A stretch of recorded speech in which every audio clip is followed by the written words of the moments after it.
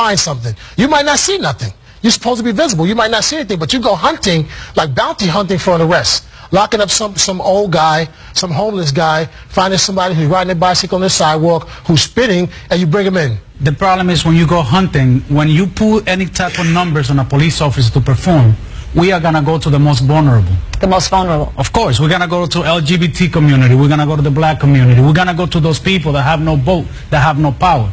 If we start doing what we're doing in Midtown Manhattan, a phone call to the mayor's office is going to be made. That's going to be the end of it. We're the predators, they're the prey. The worst thing you can have is a police officer that needs an arrest for the month. So you're all minorities. How does that make you feel?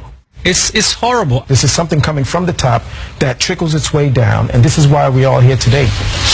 We first interviewed Officer Edwin Raymond last month. He says he's been recording conversations with NYPD officials for the past 2 years in an effort to prove alleged quotas and retaliation against cops who don't rack up numbers. They're breaking the law. Raymond's claims elicited this expletive from the police commissioner. Bullshit is my response to that. The commissioner insists his policies are focused on the quality of arrests and summonses, not the quantity. The officer's attorney. Is the commissioner lying? Yes. Commissioner Bratton is lying. How can you prove this? I can prove it with testimony, with recordings, with documents. All they want us to do is go out there and lock them up. They told us it's easier to get numbers out here because you work in this type of community. Are you arresting for stuff that you shouldn't be arresting for? Well, that's why we're here. We don't do it. We refuse, and because of that, we are retaliated against. Because you're not harassing people, you're being punished. You know? And it doesn't make for a great work environment because they want you to harass people. The lawsuit claims minority officers are punished more severely than white cops for failing to meet quotas. The city denies it. And the community are suffering the most. Because? Because the pressure, because the quota.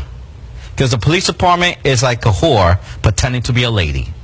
That's what they are. Are you worried? You know, this is a big step to come forward like this. It's not easy. It's not easy.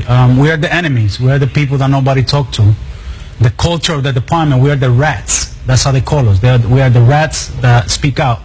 It takes a lot of guts from a rat to stand where we stand, knowing that our career are basically over the second we speak against such a mafia.